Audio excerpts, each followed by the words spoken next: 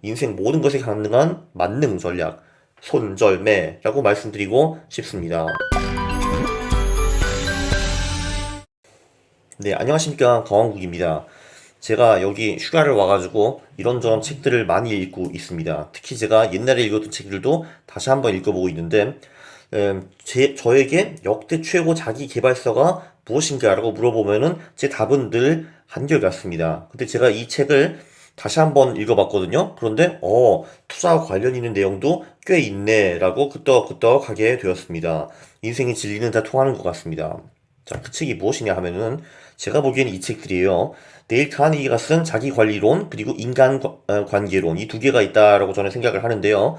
네, 지금 여름 휴가에 와가지고 하는 거는 해변가에 누워가지고 책을 보다가 더우면 바다에 들어갔다가 시원하다 나와가지고 다시 책을 보다가 아이고 덥네 그럼 또 한번 들어갔다가 나오기 이런 거를 하고 있는데요. 제가 보통 여름 휴가는 늘 이렇게 보냈습니다. 이번에는 한 단계 업그레이드가 되어 있어요. 네, 독일 여행사에서 부킹을 하면은 All Inclusive라는 게 있습니다. 그거는 뭐냐 하면은 그 호텔 안에서 잠만 재워주는 게 아니라 먹을 것도 주고 그 자정까지 술까지 줍니다. 그래가지고 해변까지 갈 필요도 없어요. 그냥 수영장에 누워 있다가 아이고 더우면 물 들어갔다가 나오고 배고프면은 먹고 목이 마르면은 마실 거 달라고 하면은 맥주 같은 것도 심지어 줍니다. 너무 좋아요. 천국입니다. 네, 그래서 책을 읽을 때 저는 이제 옛날에 읽은 책들을 다시 한번 좀 읽어보고 있습니다. 왜냐? 저도 망각을 하거든요. 요번에 자기계발서, 데일 카네기 자기계발서를 읽으면서 느낀 거는, 아씨, 내가 읽은 거의 절반은 까먹었었네.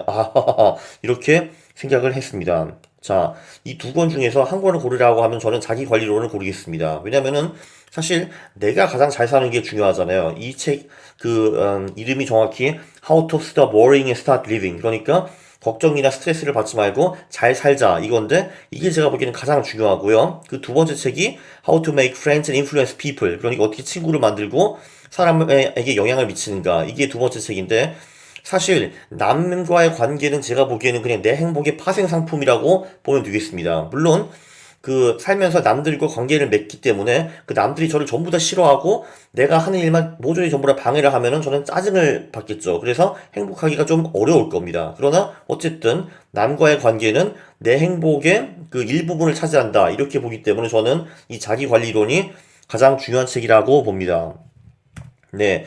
자기계발서에 대해서 논란이 굉장히 많죠. 많은 사람들은, 거기 보면 정말 뻔한 얘기만 나온다라고 하는데, 네, 맞습니다. 심지어 데일 카네기는 그 책이 강조를 합니다. 여기 나온 내용은 당신이 다 아는 내용이다. 그러나 당신은 그걸 실천을 하느냐, 마느냐. 여기서 결국은 행복하냐, 안 행복하냐, 이게 결정이 나는 건데요. 네, 저도 사실 이 생각을 했습니다. 저도 이 책에 있는 내용을 뭐 완전히 모르는 내용은 없는데, 그 중에서 실천을 다 하는가? 네, 저는 아니어서 좀 많이 부끄러웠습니다. 특히 자기관리론에 나온 내용은 저는 그래도 어느 정도 꽤 실천을 한다고 보는데, 인간관계론, 거기서는 저도 모자란 점이 굉장히 많던데요. 그래서 부끄러웠습니다. 요번에 휴가 끝나고 돌아가면은 인간관계론에 있는 내용을 조금 활용을 해보려고 합니다. 그리고 자기계발서에서 제가 보기에는 아무리 책이 별로고 그 저자가 구라만 썼다라고 하더라도 쓸모 있는 거 한 개만 배우든지 아니면은 당연한 건데 내가 지금 잘 간과하고 있었던 거를 한 개만 리마인드를 시켜줬다 하면은 저는 책값을 뽑았다고 저는 생각을 합니다. 그런데 카네기 병서에는 그렇게 뽑을 수 있는 내용이 한 권에 수십 개가 있어요. 그래서 당연히 이 책의 가치는 책값의 수십 배, 아니 수백 배, 수천 배가 된다고 저는 생각을 합니다. 네, 자기관리론, How to Stop Worrying and Start Living의 배경은 어떻게 되냐면은, 이제 이 양반이 보기에는 사람들이 걱정, 그러니까 옛날에는 worry라고 하고 지금은 스트레스라고 하는데, 이것 때문에 이제 엄청난 고통을 받는 겁니다. 이것 때문에 미치는 사람도 있고, 빨리 죽는 사람도 있고, 고혈압이 생기는 사람도 있고, 병이 생기는 사람도 있고, 그래서 사람들이 엄청난 고통을 받고 있는데, 본인이 한번 도서관에 가가지고 worry에 관련한 책을 찾아봤대요. 걱정에 대한 책. 근데 20몇 권 나왔다고 하는데 바로 옆에 월음, 그러니까 지렁이에 대한 책은 100권 이상이 나왔다고 합니다. 그래서 야, 대단하네. 아니, 걱정에 대한 책이 지렁이보다 4분의 1밖에 안 돼? 야, 이거 대단한데? 그래서 나머지 20권을 빌려가지고 집에서 읽어봤는데 쓸모 있는 책이 별로 없었다라고 합니다. 나머지 책도 다 찐따 같네. 아이씨, 그럼 내가 쓰자, 흥! 해가지고 그 책이 베스트셀러가 된 겁니다. 그리고 이 사람은 그 실천을 위해서 이 이론을 성인 교육 같은 거 할 때 가르치고 사람들한테 시켰습니다. 야, 이런 프린시플이 있으니까, 그러니까 이런 룰이 있으니까 너 한번 사용을 해봐. 그래서 효과를 가르쳐줘. 해가지고 그 사람들이 다음 시간에 다시 와가지고, 야, 이거 하니까 내 인생이 풀렸어요. 할렐루야! 이런 식으로 해가지고 수많은 사례를 모으고, 그리고 이 양반이 역사책을 읽으면서 그 역사에서도 이제 중요한 사례 같은 걸 배우고 이렇게 했습니다. 네, 그 이 책이 가장 중요한 이유는 제가 조금 전에도 말씀드렸지만 일단 내 행복과 내 스트레스 없애는 게 가장 중요한 거잖아요. 그 다음에 남의 관계가 오는 겁니다. 물론 남들이 나를 전부 다 싫어해가지고 저 강원국이 온대 칼 던져라 죽여라 하면은 저도 당연히 좀 행복하기가 좀 힘들겠지만 네, 일단 내가 행복하고 그 다음에 남의 관계라고 저는 늘 생각합니다. 네, 이 책에는 너무 배울 게 많아가지고 일단 저한테 도움이 가장 많이 된 이제 그런 거 위주로 설명을 드리겠습니다. 네, 이게 주식과도 관계가 있어요. 첫 번째, 이 양반은 처음부터 마법 공식, 매직 포뮬라를 내놓습니다. 그러니까 이 마법 공식이라는 거는 그린블라트라는 아저씨가 만든 개념이 아니고, 네, 스트레스를 안 받는 마법 공식. 카네기도 이 마법 공식을 썼습니다. 일단 뭐든지 문제가 생기면은, 네, 이 양반은 스텝 1, 2, 3를 제안을 하는데, 첫 번째, 일단 두려움 없이 객관적으로 상황을 분석한다. 이 두려움, 그 객관적인 키워드죠. 사실 뭔가 문제가 생기면 사람들은 걱정부터 합니다. 아, 안 돼. 그게 정말 그렇게 되면 어떡하지? 나 어떻게? 그럼, 어떻게? 이런 식으로 끝나는 경우가 많은데, 그냥 사실 세상에는 두려워할 것이 별로 없다. calm down 한 다음에 이게 잘못되면은 최악의 결과가 무엇인가를 한번 냉정하게 분석해 보시기 바랍니다. 근데 냉정하게 분석하면은 보통은 별거 없습니다. 그 예를 들면은 내가 죽거나 내 건강을 완전히 잃어버린다든지 아니면은 내 돈이 전부 다 날아간다든지 아니면 내가 회사에서 왕창 잘린다든지 이럴 최악의 결과는 사실 별로 없어요. 그래서 아무리 최악의 결과가 온다 하더라도 그거보다 훨씬 덜 나쁜 것일 가능성이 높습니다. 뭐 예를 들면은 뭐 회사에서 좀 깨진다든지 아니면 뭐 목표 달성을 못 한다든지 네, 뭐 아니면은 좀 부인이 나를 보고 지랄하든지 뭐 이 정도가 뭐 거의 다 아니겠습니까? 예, 근데 뭐 그거를 한번 당하면 냉정하게 생각해 보십시오. 최악의 결과는 이거다. 그럼 그게 내 인생에 그게 대단히 큰 임팩트가 있을까? 아닐 것 같은데 이게 결국은 결론이 될 가능성이 높습니다. 그 다음에 최악의 결과를 그냥 그러니까 심리적으로 받아들이는 겁니다. 그러면 마음의 평화가 옵니다. 그러니까 한마디로 우리는 그 최악의 그 상황이 이미 닥쳤다고 이렇게 멘탈 트레이닝을 하는 겁니다. 그래. 내일 가면은 버스한테 된통 깨질 거야. 하하하.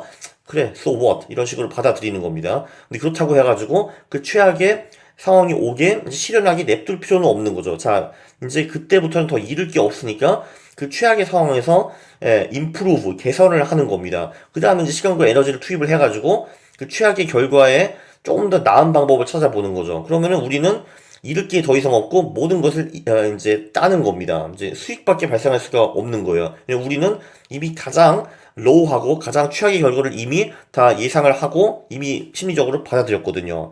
그러면은 스트레스를 받을 필요가 없습니다. 이미 망했는데요, 뭐. 그래서 좀 덜 망하는 방법을 찾아가면은 그러면 이제 문제 풀기에 집중을 할 수가 있고 스트레스, 걱정을 할 필요가 별로 없습니다.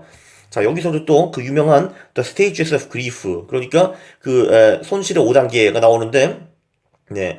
대부분 사람들은 이제 1단계에서 4단계 왔다 갔다 하죠. 그러니까 이제 그 부정에서 이제 화도 내고 그리고 협상도 시도를 하고 우울증 걸리고 막 이러는데 이 1단계에서 4단계는 정상적인 생각이 불가능하고 맨날 걱정만 하고 스트레스를 받고 그 다음에 이제 몸이 망가지는 겁니다. 그러니까 아예 처음부터 5단계 인정 단계로 가버리면은 그러면 스트레스가 별로 없고 이제 아주 조용히 생각을 할 수가 있는 겁니다. 이 기술은 저에게 살면서 도움이 굉장히 많이 되었고요. 사실 문제가 맨날 터졌다면 저는 그 생각부터 합니다. 그러면은 이거 해가지고 최악의 상황이 뭐야? 사실 그거 자체도 별거 아니네. 그래도 최악의 상황보다는 차선책이 낫겠지? 그러면은 조금씩 그거에 개선을 해보자. 이렇게 사니까 정말 스트레스를 받을 게 별로 없던데요. 그래서 저도 아마 그 동료들이나 친구들 중에서 스트레스를 좀 덜 받는 타입으로 그렇게 알려져 있다고 저는 생각을 합니다. 네, 두 번째. 자, 두 번째가 아니지. 이게 주식과도 관련이 있습니다. 혹시 192번 영상을 보셨으면요.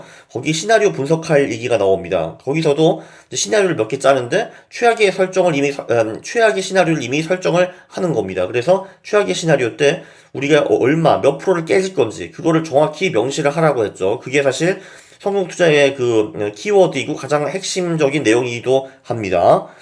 네, 그래서 이 최악의 경우가 발생할 수 있다. 이거를 심리적으로 받아들이면은 나중에 실제적으로 그 시나리오가 왔을 때 아무래도 좀 덜 아프고 이게 그 계산을 이미 한 거기 때문에 예, 그 패닉이 없습니다. 네, 그리고 우리는 이미 최악의 상황을 이제 만들어 놨으니까 그러면 그래도 이 최악의 상황이 올 확률이 뭐 100%는 아니잖아. 이거보다는 좀 더 잘 될 수 있겠지. 이런 식으로 소박하게 꿈을 꾸다 보면은 이제 갑자기 어쩌다 그 내 주식이 떡상을 해가지고 떼돈을 버는 경우가 의외로 많습니다. 자, 두 번째. 이제 조금 전에 이제 최악의 상황을 인정한 후에 최악의 결과를 조금 개선하겠다라고 이제 했는데 그게 물론 매우 중요하겠죠. 예, 그런데 정말 놀라운 거는 이 테크닉이 백테스트와 별로 크게 다를 것이 없습니다. 네, 그 첫 번째는 이제 모든 팩트를 모아라라는 건데 여기서 키워드는 모든입니다. 그 대부분의 사람들은 이제 뭔가 문제가 터지면은 그거를 해결을 하기 위해서 해결에 도움이 되는 그런 팩트만 모으는 경우가 많거든요. 근데 모든 팩트가 필요한 겁니다. 그리고 그 팩트를 모으면 대부분 걱정이 저절로 사라진다라는 그 결론이 나왔는데요. 네, 대부분 사람들은 객관적으로 팩트를 못 모으죠. 내가 원하는 팩트만 모으는데 그래서 이 팩트를 제3자를 위해서 모은다고 상상을 하고 그리고 아예 심지어 그 상대방, 내 적을 위해서 그 자료를 준비하는 변호사라고 상상을 해보고 팩트를 한번 모아보라고 합니다. 사실 백테스트도 이런 거예요. 우리가 이제 뭐 전략이 있습니다. 뭐 예를 들면은 최근 1년 동안에 많이 오른 주식이 계속 오른다라고 하는데 네, 물론 그거에 맞는 사례는 제가 100개, 1000개도 될 수가 있습니다. 근데 우리는 그게 중요한 게 아니에요. 그러면 과거에 그 1년 동안에 많이 오른 주식들을 전부 다 분석을 해보자. 그러면은 평균적으로 어떤 수익이 나왔는가. 이제 이게 백테스트입니다. 그래서 백테스트가 객관적인 거죠. 모든 사례를 다 모으는 거니까요. 모든 팩트. 네, 투자에도 중요하고, 네, 그리고 인생 사는데도 중요할 것 같습니다. 그러니까 나쁜 거는 이제 뭐 이런 거죠. 야, 그래, 최근 1년 동안에 많이 떨어진 주식이 오르는 것 같더라. 야, 내가 사례 4개를 봤는데, 야, 이게 4개 봐봐. 야, 분명히 최근 1년 동안에 많이 떨어진 놈이 계속, 그 다음에 리바운스가 오르는 거야. 그렇지. 이런 식으로 하면은 이제 팩트 파인딩을 잘못한 거죠. 내가 원하는 팩트만 찾은 겁니다. 네, 그 다음에 팩트를 분석하는 게 있죠. 여기서 핵심 질문은 내 문제가 무엇이냐. 그리고 두 번째, 내가 할 수 있는 게 무엇인가 있느냐. 아니면은 없느냐. 없으면은 뭐 분석해봤자 별 소용이 별로 없고요. 네, 그리고 주식처럼 여기서도 시나리오 분석이 중요합니다. 그러니까 분석할 때도 그러니까 그 몇 가지 가능성을 세워놓고 그 다음에 그 몇 가지 가능성의 이제 기대 결과가 무엇인가 이거를 분석을 해보는 겁니다. 네, 그리고 이 모든 것을 그냥 내 생각으로만 하면 또 다 까먹고 이제 뒤죽박죽이 되니까 서면으로 적어 놓는 것이 매우 도움이 됩니다. 그래야지 나중에 읽어보고, 내가 여기 바보짓 했네? 이런 식으로 허점을 발견할 수가 있거든요. 자, 그리고 세 번째도 그거와 못지않게 중요한데, 이렇게 팩트를 다 찾아가지고 분석을 했으면은 언젠가 결론을 내야 되고, 이제 그 결론을 내면은 당장 실행에 들어가야 됩니다. 왜냐면 어차피 완벽한 분석은 없으니까 사실 이 결론 내기에도 시간을 어느 정도 두는 게 좋을 것 같습니다. 야, 그래, 3일 내에는 무조건 결론을 내겠다. 뭐 이런 식으로. 그래서 그러니까 어느 시간에는 이거를 끊어야 되는 것 같고요. 사실 그 이 팩트만 계속 찾고 아무것도 못하는 사람들도 사실 이 세상에는 굉장히 많습니다. 결정장애라고 하죠. 네, 그리고 그래서 일단 뭐 며칠간 시간을 두고 그 안에 무조건 결론을 내겠다. 결론을 내면은 그냥 고민 없이 실행을 해야 됩니다. 결국은 결론이 나긴 났는데 결국 이게 아닐 수도 있잖아. 저것도 아닐 수도 있잖아 하면은 네, 이럴 때 이제 바로 격언이 나오죠. 장고 끝에 악수 준다라는 게 나옵니다. 그리고 다시 한번 나오네요. 이 모든 거를 서면으로 적는 것이 매우 도움이 됩니다. 그래야지 나중에 분석도 할 수 있죠. 손절매. 이게 주식에만 해당되는 게 아닙니다. 제가 보기에는 이 손절매라는 전략은 인생 전반적으로 모든 것에서 다 활용을 할 수가 있다라고 생각을 합니다. 이 책에, 카네기 책에는 진짜 손절매 얘기가 나와요. 주식 손절매가. 거기 갑자기 버튼 캐시스라는 전설적인 투자자가 나타나가지고 하는 소리가, 나는 사면은 5달러 밑에서 무조건 손절을 한다. 그러니까 한마디로 내가 50달러 주식을 사면은 45달러 무조건 나간다. 이런 얘기고, 내가 분석을 제대로 했으면은 잘 먹을 때는 10달러, 20달러, 50달러 먹는 건데, 내가 아무리 깨져봤자 5달러밖에 안 깨지는 거야. 그래서 나는 돈을 팡팡 벌 수밖에 없어. 하하하. 물론 이 룰은 지금도 완전히 유효한 얘기입니다. 네, 근데 사실 주식만 이런 게 아닌 것 같아요. 사업이든 시험이든 아니 모든 것이든 이제 이런 분들도 있습니다. 그래 나는 실패는 없어. 난 될 때까지 무조건 올인이야. 내 모든 걸 쏟아붓겠어. 가자!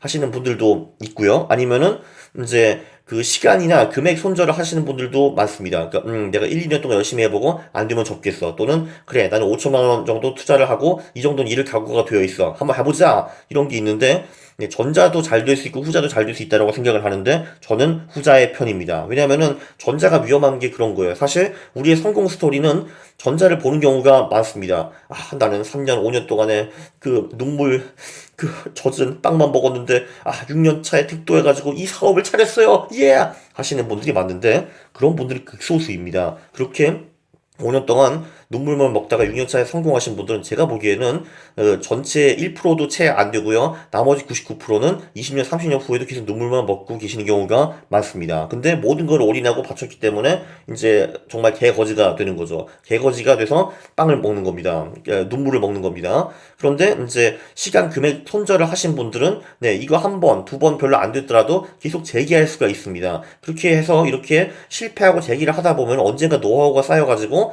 그 다음에 잘 되는 경우가 많죠. 그런데 모든 것을 올인하고 모든 돈, 모든 시간, 모든 에너지를 바쳤으면은 재기가 불가능하지 않습니까? 이걸 한번 생각해 주시기 바랍니다. 네, 인간관계에서도 손절법이 아주 잘 통하는 것 같아요. 저도 이걸 굉장히 많이 쓰고 있는데 저는 사람을 바꿔 쓰는 게 아니라라고 생각을 합니다. 여기서는 좀 조건 스톱을 씁니다. 그러니까 한마디로 한 번, 두 번 뭐 같이 해보고 네, 그게 이제 안 된다 하면은 세 번째부터 이 사람이 득도할 가능성은 제가 보기에는 거의 없습니다. 한 번은 어쩌다 실수할 수 있지만 두 번, 계속 안 돼? 그럼 세 번째 될 가능성은 별로 없지. 그 후에는 이제 이 사람에 대한 기대를 아예 버리거나 아니면 가능하면은 이 사람과의 관계를 끊습니다. 이게 굉장히 건강한 인간관계를 만드는 슈퍼 노하우인 것 같습니다. 스트레스도 마찬가지죠. 사실 아주 큰 일 때문에 뭔가 인간관계가 그르치거나 이제 그 일이 망하는 경우는 별로 없는데 대부분의 경우 사소한 거 이런 거에서 결국은 모든 스트레스가 발생하고 인간관계 트러블이 생기는 경우가 저는 많을 것 같습니다. 한번 냉정하게 생각을 해봐야죠. 이렇게 낑낑깽깽한 가치가 도저히 있는 것인가? 네, 글쎄 아닐 경우에는 그냥 양보를 하거나 손절하고 이제 더 이상 그거에 대해 생각하지 않는 겁니다. 네, 그게 저에게 굉장히 중요한 레슨이었고, 네, 이거는 제가 그래도 어느 정도 그럭저럭 실천을 하고 있는 것 같습니다. 그래서 제가 스트레스를 좀 덜 받는 편이죠. 네, 요약을 하면은 여기에는 정말 당연한 얘기들이 많이 나오는데 정말 버릴 거는 하나도 없는 정말 눈부신 책입니다. 네,